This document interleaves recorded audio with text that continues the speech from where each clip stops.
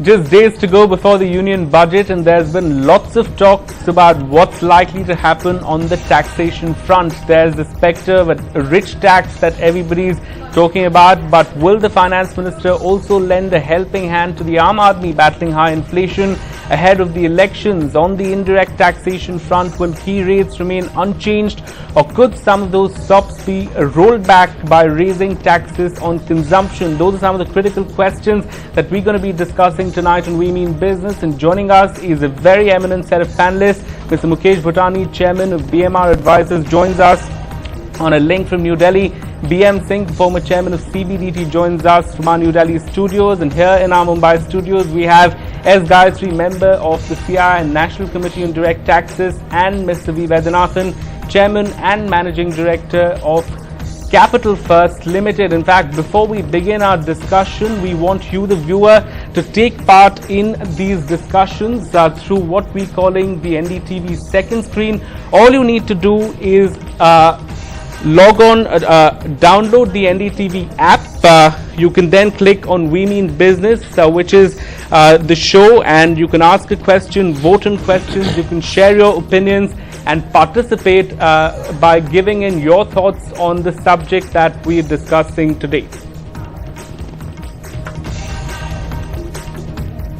Okay, and with that, let's begin discussing really what's expected out of the budget as far as taxes are concerned. And I want to begin with Mr. Bhutani, sir. Let's really start with direct taxes. What's the sense? What sort of tinkering do you expect with rates this time around, if anything at all? See, I expect that the base rates will remain unchanged. So the maximum marginal rate is unlikely to go up. There could be surcharges insofar as high net worth individuals are concerned. On corporate tax, I don't expect any changes in the tax rates. Neither do I expect any change in the surcharges as well. You will have certain elements of corporate tax which will deserve the attention of the finance minister. One is the manufacturing sector. You could possibly see certain incentives being given to the manufacturing sector by way of accelerated depreciation. There are certain tax holidays which are likely to expire, particularly for the power generation and distribution. You will possibly see an extension of that tax holiday. But I think the most important aspect is that you will see a directional change and a roadmap for the direct taxes code. This has been Mr. Chidambaram's favorite subject. He was the chief architect of the direct taxes code. He has been making repeated statements as to what he wants to do with the direct taxes code. So it's unlikely he will introduce any amendment bill in this session of the parliament. But I think he will facilitate the DTC coming into effect from April 1, 2014. Insofar as indirect taxes are concerned, you will see a lot of tinkering in the service tax legislation purely from a harmonization viewpoint. You could see some level of tinkering on the customs side. I doubt if the base rate of service tax and excise duty are likely to go up, though that is something that has been widely speculated. Right, right. You will also see some announcements on general anti-avoidance for which the expert committee has submitted its report, and another expert committee, which is the Rangachari committee, that has submitted report on IT enabled services. Right. And research and development business will also see some changes. Right. So you've touched upon a whole host of issues, and we'll get into each one of them through the course of the show. But Mr. BM Singh, the same question to you. What really do you think the finance minister is going to do as far as taxes are concerned? Lots of talk in the media, like Mr. Bhutani said, about the rich tax. But on the headline front, any sort of big ticket tinkering that's going to go around? I mostly agree with Mukesh. I don't think there'll be big time change in the tax rates. I think we will be kind of restricted to slight increases in the minimum exemption limits, to keep in mind the fact that there has been inflation, and to also keep in mind that we have an election looming ahead. But on the other, having said that, on the other hand, he has a very unenviable task. He has to balance the budget. He has to remain within the fiscal deficit which he has target which he has put up for himself, and for doing that he has to raise further taxes too. So there may be some surcharges, there may be some other kind of levies which would not attract much unpopularity with the common man, but he could do that to balance his budget. Right. In fact, I want On to take the that other to hand, Sorry, go ahead. Beg Sir. pardon? Sorry, go ahead. and keeping this in mind further, what I would really think he would like to do is also to put in some provisions which would attract the foreign investor into India.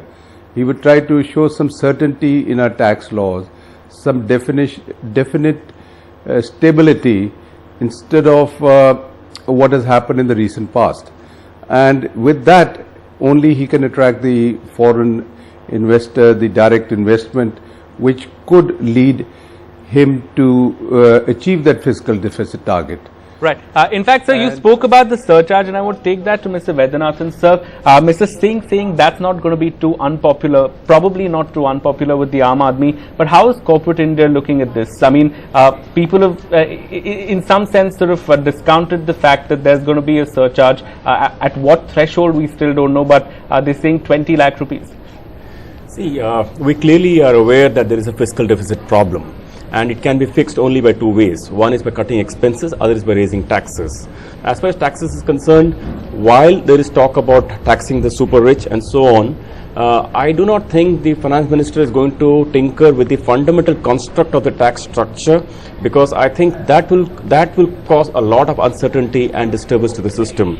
Mind you, there is a lot of divestments to be done of about 40,000 crores or 50,000 crores next year to fix the fiscal deficit, and I don't think the finance minister will disturb the markets in such a way or disturb the people in such a way.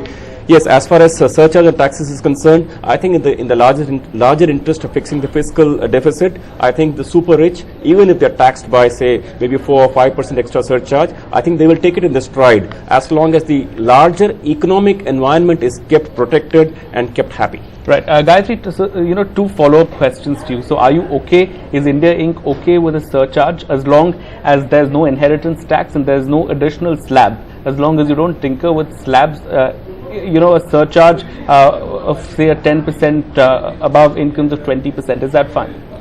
I really wouldn't say so, because to be honest, it's quite the tightrope that the finance minister needs to walk this time, and I'm sure that he's conscious that apart from credit rating and fiscal deficit and elections, there's this crying need for India Inc. To have this boost, to have growth together with certainty, together with stability.